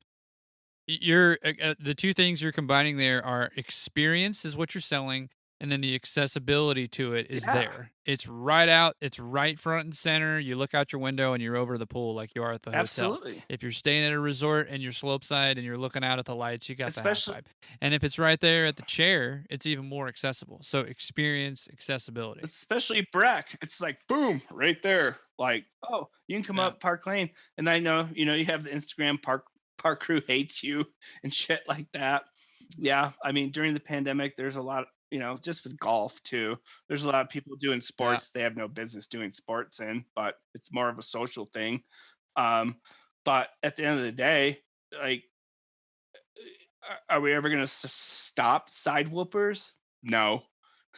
Are we ever going to stop like people just going through the pipe and like snow plowing through? No. But you know what? They enjoy that side whoop and that pipe as much as they do as the hot tub and the pool at the hotel that they're staying at or condo. Like, we go up and like, man, we go up and down with this. It's just like, because I'll be the first to tell you, like, I do not enjoy grooming transition features. I don't. Like, that's okay that I don't. Oh, dude, we used to have Pat's Nation that we called it. Yeah. Oh my God. But at the end of the day, those are the things that definitely are like the the ride that everybody can participate on, the never evers and the everydays. And it's so important for the future of the industry. Yeah, I think we need to be focused on what the future looks like. And I think that it's okay to be able to ask questions like, why is this happening? Why is this going away? And I think also too, one and the same would be like what Crush is doing and making things adaptable for the industry. And if it's not going to be the 22-foot half pipes and it's going to be something smaller, then let's focus on events that really push culture, inclusivity, and making things as far as the riding experience for the future generations and the current situation that we're in, make it fun, because that's what it's all about. We all started out in this because it was fun, and that's what it still needs to be, from the management piece to the participation piece to the executives all the way. And if we can start to sell that as an experience, I think we'll start to get back to where we need it to be. And then you take it in the modified pipes, and that's a whole nother. Yeah, it's a whole other ball of wax. We'll do that next year. Part 2. So Nick, obviously we've had some incredible special guest questions and push road questions throughout the episode, but I have more. More. Our next special guest question is from Mr. Brad Hoerter. I think it's a good one, and I will play it for you now. All right. Parker, Nick, good to speak to you guys. Nick, I got a question for you. Nick, now that you've delved into the world of subcontractor work, of the half-pipe world, was it everything you thought it would be, or did you prefer working at a resort? All right, let me know. All right, thanks, guys. That's a great question, and I just have to explain first that Brad, um, he's like my big brother. I'm an only child, and he had took me under his wing a long time ago, and um, uh, he's I can't even explain how much he's done for me and my family in my life and his family. His brother and like just everything. Like they're just such a awesome family, and Brad's taught me everything I know. I would know nothing without him, um, at all, and makes me a little bit emotional because he was like he's. I just did some work with him the other day out for a wedding at Spruce Valley Ranch, and he's just like he's just the man, and he he's always been there for me and our family, and I just cannot speak words about how much of an amazing person he is. That being said, um, let's see, competition versus resort. I thought about actually a lot about this yesterday. I was putting in like this irrigation system to these hanging baskets to this huge like mansion of a house, and I was like, what really made me happy? The competitions were fun. They were hard. I mean, I did tons of Grand Prix with Brad. Then that alluded to the Dew Tour, and he was my mentor, and he worked for SBT. Always took the lead. I was there basically at Breck to um, be there, and I did wasn't I wouldn't say it was like the shit work, but it was like kind of like the technical work, and we worked together, and um, the competition stuff is great. I love that. Um, it's a hard thing. It's just some of the athletes just they just don't care, and they don't really appreciate the work that people put in. And I get it because they expect it. But at the end of the day, um, man, the stuff that I provided during the ski year and like keeping the pipe like in like dew tour or competition mode for what I could, I just think that was more rewarding.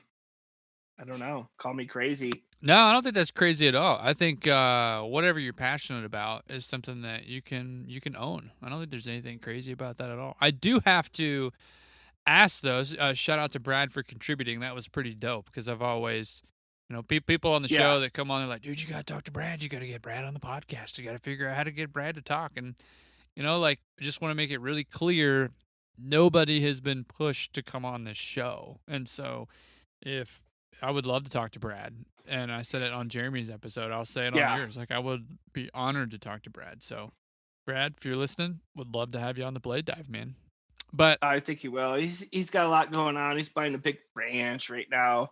But dude, like at the end of the day, dude, like, dude, I've been around. I'm not saying I'm no G or anything, but goddamn, that guy could build a pipe. He just has an eye, and like just reiterating what Jeremy said. Yeah, he's kind of like the fucking Tiger Woods of fucking half pipe building. Like I there's yeah, I could never do what he did. He just has an eye for it. He has a knack for it, and man, like I I am totally um appreciative of everything that he taught me. I would not be who I am with grooming and maintaining half pipes and getting to do tour half pipes on my own and doing the Burton Open half pipes, Simon Kiley, without him. Like that's I yeah. can he's amazing. That's So it was. Was it so? It wasn't necessarily something that you were thrown into. You took an interest in it, right? The half pipe, Yeah, like maintaining it. You were like, "Yo, let me get my shot at grooming that yeah, thing, dog." that You was weren't. They weren't like, "Hey, you got to go do no, this." no. Like I applied for it. I had an interview for it. I had no interest in parks at that point because it was so saturated. So I was just like, oh, I'll just try pipes. And yeah, that seemed to work out.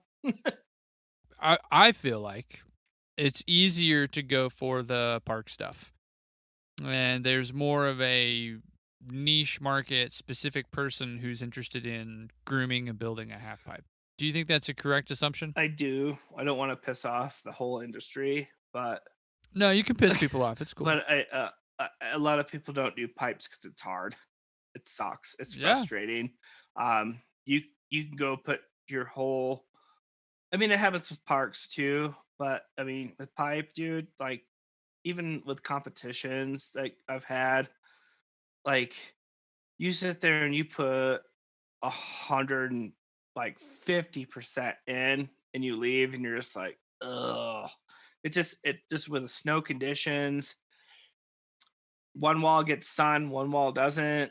It's the aspects are so different, and it's dude, it's not easy, man. And I think that's why a lot of reasons why pipes aren't around because a lot of people don't want to like learn that trade.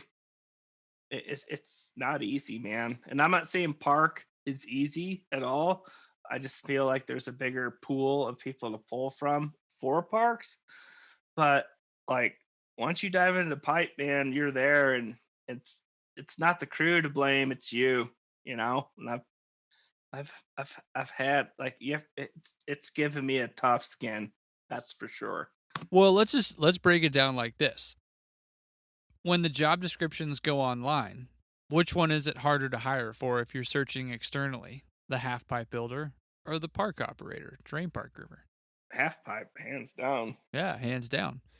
Do you think it's probably a good practice at that point to be able to think of, well, hey, I should phrase it differently.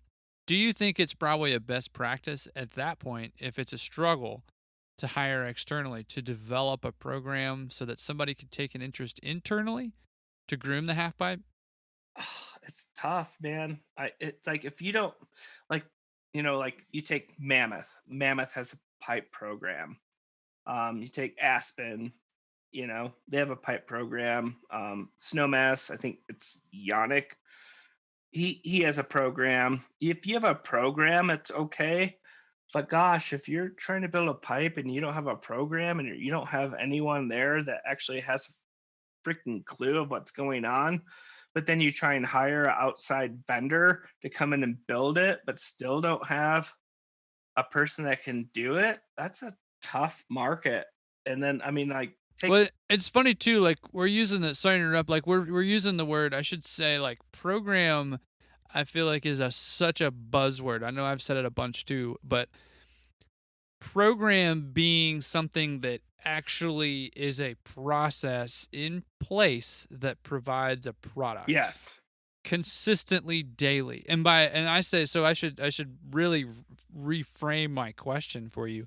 The program, if we want to call it that, I think needs to be labeled as maintained consistently, and if it's not, it needs to be safe.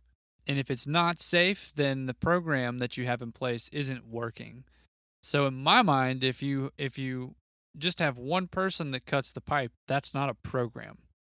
If you have multiple people that contribute to assisting the individual when he has or she has or they have days off, that's a program if you only have one person. But if that one person is bearing the brunt of the whole situation, that's not a healthy situation. No. I think that kind of weighs into why people have half pipes go away, or resorts do have half pipes go away. Like I know that, I guess I should say I don't know specifically, but I know that Yannick is definitely a pipe guy. Like he can cut a really good pipe and he can build a really good pipe. I know that at Mammoth it's Joel Bowman, and like Frank has spoken very highly of Joel. Would love to meet Joel. It'd be sick. But if those two individuals are bearing the whole weight of that project, that fucking sucks. And you know what I mean? What you're saying is what happened to me when Matt decided to go the Yeah. other way. It was like that whole thing weighed on me, and so basically, then at that point, when Matt decided to choose different careers, which I blame him at all. Like, gosh, do what you have to do. It was all on me.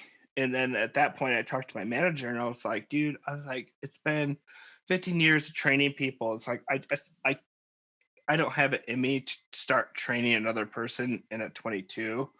So I took it upon myself. And so with having one kid, then two kids, I was working, once we were doing, a lot of times if Trent Painter, if up in Canada, if they weren't having a cold winter, they had to come down to Breck. They would contact me. They would train. Scotty James, they would train. They want to train. TBSA want to train, but then they finally went to Copper. And at the end of the day, it's just like I was working like 7 days a week with kids. I was going in the morning. I was going in early mornings when it snowed, and it wasn't a program anymore. It was just me like trying to just salvage it. And that turned really difficult. Yeah, see, and this is a good thing to discuss too. Like I'm glad that we're talking about it. Like I think that's part of the reason maybe why half pipes go away, but I also think that situation is fixable. I know that for a fact that trying to go out and hire someone externally to cut a pipe is like finding a fucking unicorn. Yeah. It is literally like going, well, let's make a wish, throw a rainbow out there. Maybe there's a pot of gold that appears and somebody just comes out of nowhere and can cut this thing and build it. That is utter bullshit. That's a waste of time. That to me is reason enough to kind of go, okay, what are we doing here? We're saying we want these things to continue to stay around. How are we maintaining them? And I can speak to this because I have done it. I have literally put out job descriptions. I have brought somebody in externally, and it sucks. You're literally. I was asked the other day, like if I could take back one thing that I had, if I could redo something, it was bringing that one person in externally to build this thing, and oh my god, it was an amazing half pipe that they built, but it fucked up so many relationships because it wasn't the proper scene. Nobody got trained. It was built in a quick period of time. There wasn't any ROI from that end for the employee experience that was within the department, and it was just something that I don't want half pipes to be that way. I want half pipes to be something that is consistently maintained, but yeah, a shitty half pipe sucks. Yeah, a shitty half pipe sucks. But it's like we talked about earlier. It's like transition that doesn't align is like driving a car with square wheels, square tires. And the kicker, I think that it's super important that the word program, the word department, whatever you want to call it, the half pipe department, the half pipe program, the half pipe product, whatever word you want to use. Program's kind of the buzzword, I guess, but if that all sits on one person, that sucks. And yeah, it does. and there needs to be a better way, however we do that. I just think that if it's, and you can't expect, and here's the other thing I'll say too, like having somebody come in and cut it who's an external person who is contracted to come in there and do it, and is literally not training another person alongside them or giving the opportunity to another operator is not the future of the industry. Like it's not. No, it's not. It's not sustainable. It is a phase that will literally last for a period of time, and then that person's going to have to be replaced, or they're going to move on. That's where I would like to have an opportunity to. Yeah, if any ski areas want a person to go out and train their half pipe cutter, I'm available. Oh my god, there we go. Maybe that's the beginning, Nick. Yeah, I'm like, I don't want to come out and cut it for them. I want to sit in the passenger seat and teach them how to cut it. Wow. And how to dish it out. Like, wow. you know, Yeah. like Dude, we talk about training all the time on this podcast and how much I believe in it because I do believe in it. Yeah. But I don't the level I think it's not about, and correct me if I'm wrong, but it's not about being able to go out and build the best transition in the half pipe. It's about being able to go out and have the patience to sit with somebody so that they can legitimately retain that information and be excited about what they're doing. And get paid to be trained too, not just go out there and sit out there on their own time. Like I remember doing that and just being like, "What am I doing? I'm stoked to be here. I definitely put in my time." I remember riding along with so many people, but it Like hurt my best yeah. experience of my whole career was the 3 years I went and coached at Timberline at Cutter's Camp. Mm. That was like that takes the cake on any competition, anything I've ever done. When you're sitting with a dude that, you know, those guys that you're coaching, they're coming from the East Coast, wherever, from small resorts. They're like, yeah, I'm doing all the welding for the rails, and I install all the rails, I cut the pipe, I make the jumps. And you're just like, holy shit, dude, this kid has, and they're kids, and they have so much on their plate, and you're just like, oh my god. And then you take them out in the Zog, and you take them out Mount Hood, and you're just like, you give them like 3 little simple things, and you see their light go on in their heads, and they're like, you know, the one dude's like, one year he's got like the Zog like all up, and I'm just like, dude, are you trying to mimic a crescent moon? I'm like, what are you doing? And he's like, well, this is how I cut. And I'm just like, I appreciate your you know, your creativity, but can I show you this? And then when you show it to him and the light goes on, it's just like, oh, you're like, the kid's gonna go home and just be like I kind of got it now. And then you give them the basis to work off at, like all the competitions I've done and blah blah blah. Like, dude, coaching at Mount Hood for those 3 years, that was the most rewarding part of my career. Yeah, I feel like if we got like you and Brandon Dodds together and you roved around and were like the traveling team for the half pipe and transition and park building, that would be dope. I feel like that would be. I loved hearing Brandon. Like it's dude, it begins with the small stuff, and it begins with the young kids trying to do it. And if you have to give them confidence, and if you don't let them know what's going on and show them what's going on, it's all for shit. Yeah. You gotta have somebody that believes in you. I think that's the first thing. You gotta have somebody believe in you and instill a sense of, hey, this person believes that I have value. I feel valued. Yeah, and it starts there, dude. Like it really does. It's that, like, dude, at Cutter's Camp, it's like, and even the Jakob, when you do that one little tip, and they're like, oh, and you see that light go on, dude. It was like my son at the golf course the other day. I was like, dude, follow through. And he hit that drive, and I was like, boom, you know? There you go. Yeah. You're like, that's the light you want to see. And then, you know, and then we go drink beers and have fun together at Timberline. Like, Jesus Christ. What a freaking awesome situation. Yeah. No, it's an awesome situation for sure, dude. I couldn't agree. What do you think is the next step towards getting more operators interested, or more people interested in operating snowcats or any piece of equipment for that matter at a ski resort? How do we do that?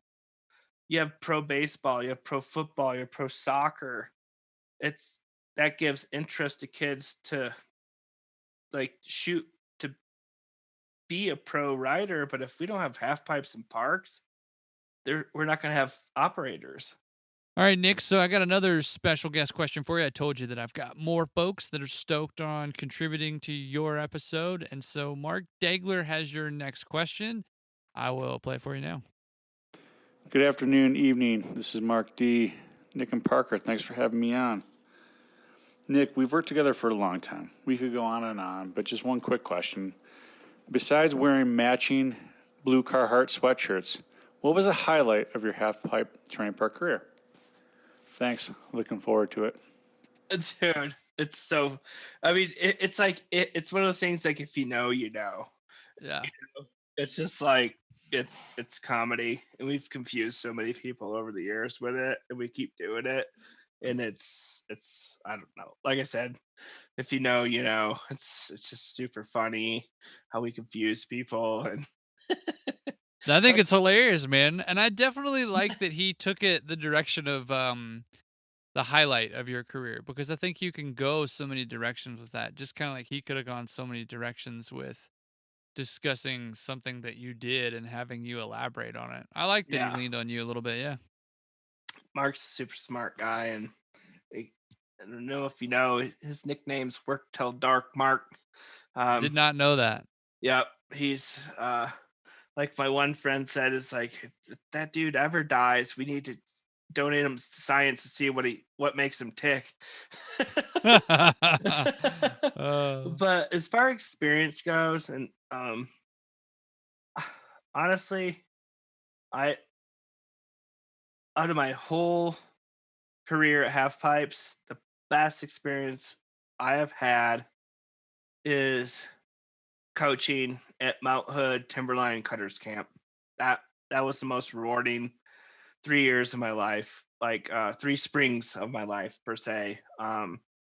Just being able to share the ups and downs of what you've gone through with these kids that are from smaller ski areas that are just working their fucking brains out, dude. Like kids are like, I do all the welding, I do all the rails by myself, and they're teaching themselves the zog, and that just like, dude, being able to share your experience with those, and like what I kind of like expressed before, seeing that light turn on, Mm. um, that's I don't know, that's the most rewarding thing when you can share your experience. Competitions are great and everything, but you know, I don't know.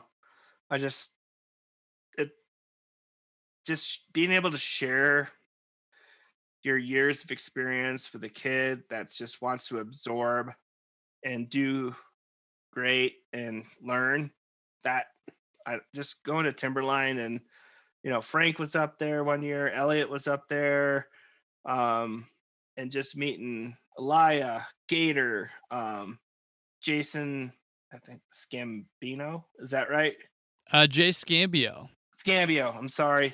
Like those dudes they're the nicest people ever. And just being able to meet some East Coast people, um, and Benny from I think Corinthia, he was like so nice. And those 3 years going up to Timberline was, I dude, that tops off my career. Like that tops any competition I did. The Burton Open was great, but dude, when you can share your experience with other people and meet other people in the industry and have a great time, there's nothing better than that. Yeah, I agree. When you can actually build upon what you've already accomplished behind the sticks through passing that information on. Yeah, that's awesome. That's a hell of an answer. That's awesome. Yeah, shout out to Mark for contributing. That was dope. Yeah. That Like was meeting really those dope. Gator and all those guys, those guys were awesome. Yeah, they And the are. people that host like whatever, you know, um, Timberline and Cutters Camp, like all those ladies were so awesome, and that's just such a great program. And like I said, like competitions are great, but when you can actually create a relationship and actually help someone instead of just being there for someone to win some money, I I choose that route for me, Yeah. anyways. Yeah, very cool. Olivia Rowan and crew do a really good job of putting that on with Sam Yeah, Magazine. And yeah, I'd like to see that continue just so that we have parks to talk about, like, so right. let's keep parks relevant, people. Um, I do one thing. Yeah, shout out to Mark again, really quick. Thanks, Daigler, for contributing. You're awesome. What do you have in your backpack with you each shift that you take with you? I know that Jeremy and I dove into that a little bit, but It might differ per person, and I think it'd be interesting to discuss. Like, is it tools? Is it food? Is it lasers? Is it flashlights? Is it a shovel? Like, what the fuck is it? Like, but what's in your backpack? My backpack. Basically, always a couple cans of spray paint to spray paint my walls to see my highs and low spots. Always have those. How each person does that is Sam Kiley, love him. Like, dude, his intelligence is well beyond his years of age. Love Sam. I worked with him at Dew Tour and the Burton Open this year. Just solid operator and nice guy, and just love him. He actually taught me a thing that if I was cutting a half pipe this year, I would carry flags with me. He taught me that, it's just like, that's the thing. It's like, it's not a good day if you don't learn anything. And just carrying little like irrigation flags to mark where your high and low spots are, waves whatsoever, a little bit better than paint because it's more consistent. He taught me that 2 years ago. Hats off to him. Like I said, I don't know everything. And always water, gloves, extra pair of gloves, socks, extra pair of socks, and always 2 Red Bulls because you never know what's gonna fucking happen. Any tools? Channel locks. Yep, every locks. size channel locks for sure. Channel locks for sure. Headlamps, also batteries. I have a 12-pack batteries always. AAA for the headlamp. Gotcha. I've fucking been in the hole with that. And then I swear to God, with the Burton Open last year, I should have had a acetylene torch because we whenever we had to change the Zog, because Zog and the cats kept breaking down, we had to change the fittings as well. Not just the Zog, the fittings. Yeah. And holy shit, dude. Dude, by the time of that end of that event, whew, I was ready for it to be done. But because, like, you do the Zog hoses, but then you do like the blade and the Zog mounting fittings. Yes. Those get locked up with pressure and stuff. Oh, dude, that was fun times. But no, I just try to have in my backpack everything that basically, if you're going to have an unexpected night. Yeah. Come prepared. You never know what you're going to get into. Yeah, absolutely. Yep. What would be some of the best advice if you could pass it on to anybody that you've been given in your career, or maybe some of the worst advice that you maybe wouldn't want anybody to hear? Whew. I saw that question. that one's hard. It really is.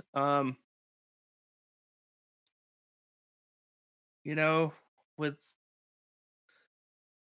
the best advice I ever got was from Frank Wells when I went to New Zealand, is basically, you're going to get humbled and it's going to be okay, but you basically have to deal with it by yourself because there's no support.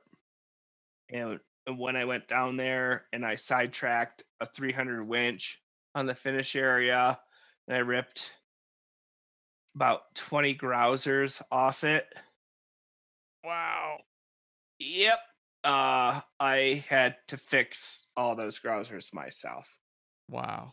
So, he gave me that advice.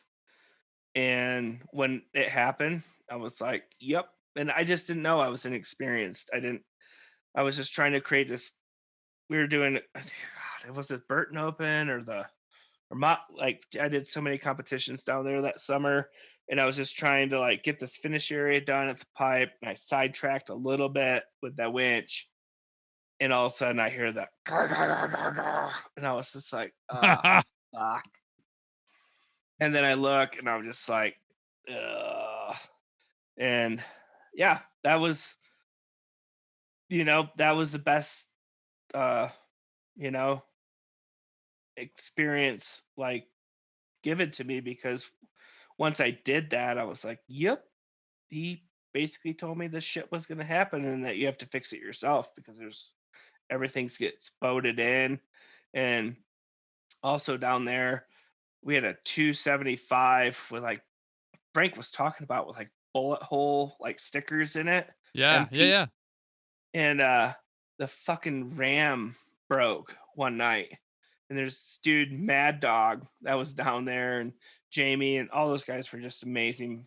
They were very welcoming, which I was very surprised to. Because I was just some Americano coming down there. I was like, I thought they were all gonna fucking hate me. But they all ended up being really nice. And the ram broke one night, like the main ram, to lower and raise the tiller, and like that was our only cat. And it was like park's not going to open, so Mad Dog and I go down there in the fucking shop. There's no mechanic, and we go to the welder, and I'm just like, doo doo doo.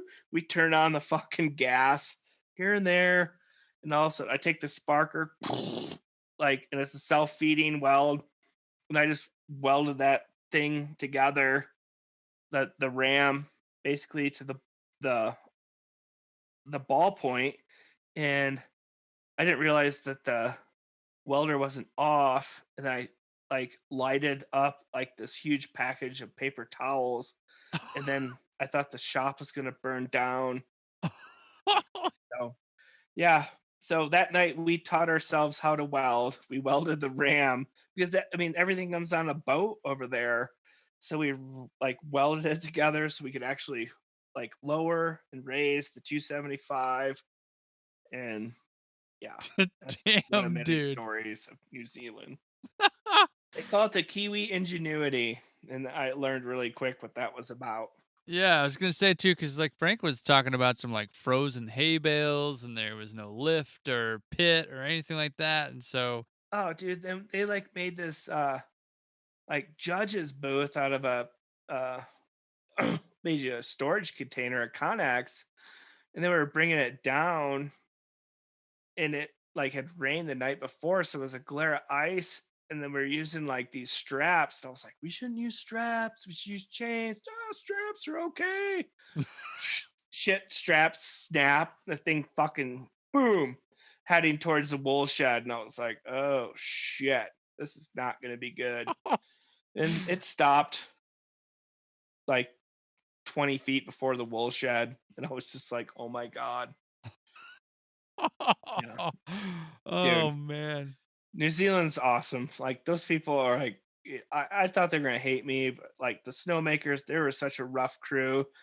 But they ended up taking me to Jackson's Bay to Tasman Sea for a day just to get out of the Snowcat. Like per Jeremy, what he's saying is like, what did New Zealand be like? Oh, it looks like a lot of it inside of a cat.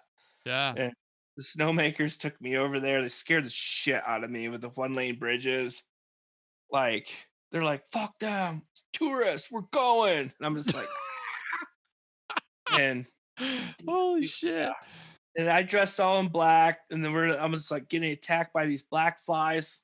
And I was like, what the fuck? I'm like, I'm getting eaten. They're like, well, you are black. Like the black flies fucking eat you up. And I was like, let me know. You know? Oh, tell me that was, what to wear. let me know. But no, this is one blurb of the life. Oh my God, man. Well, what do you think the future looks like? And I want your take, just because you can go with snow industry, you can go half pipes, you can go machines, wherever you want to take The it. future, I think it's crazy right now. Just in a resort towns with the lack of employees, what people have to pay employees, the lack of housing. I think it's pretty uncertain. I think I talked about it a little bit earlier. I just don't know. As being a homeowner up here, a business owner, an employee of Vail Resorts, there's so many unknowns up here right now. And what you hear in speculation of what's going on in the future with water, um, as you guys experience the temperatures of 117, 120, I don't know. I I usually like to speculate, but right now, Parker, I don't know what the fuck is going on with our world or country. Mm. Yeah, and that's a deep, deep thought too. And I think it's okay not to know. I think it's okay if you want to weigh in. I think it's okay not to know too. Yeah, I Okay. don't know. I hope next year's better.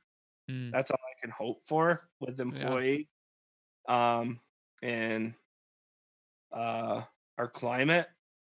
But it's already like, this variant is getting out of control already, and dude, with after a pandemic and what we're going through, it's hard to speculate.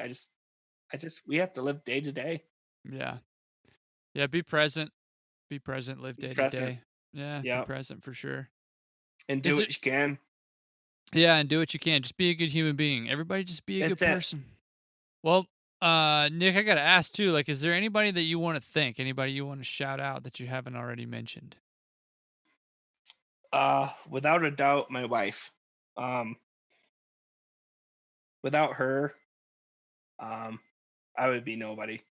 She was kind enough to take me in a long time ago, and she changed me with like credit and just being a person and being patient. And I was a wild card, and my kids.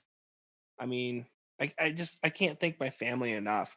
I would be nobody without them. I work hard for them, our business wise, winter wise.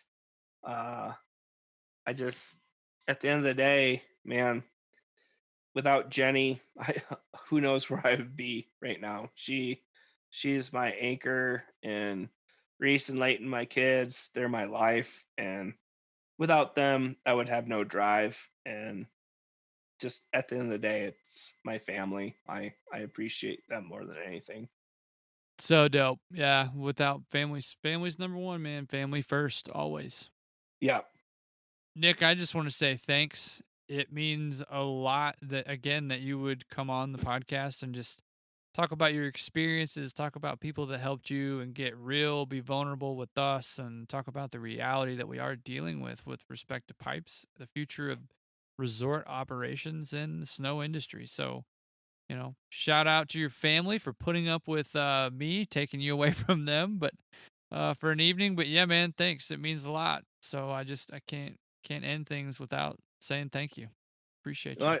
I appreciate you, and I mean, hopefully at the end of the day, we can just teach some through this and my experiences and yours, that these younger guys just, don't be afraid to take a risk, and don't be complacent. And if you have goals in life and dreams, just, dude, fucking go after them, man. You got nothing to lose.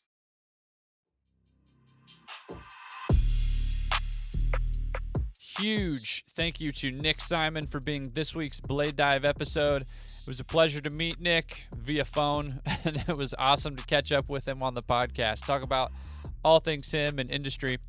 I meant what I said earlier in the introduction. Whether we dub it the Blade Dive Job Board, or I believe that's just a working title, but I want to flip the script on how we promote operator jobs.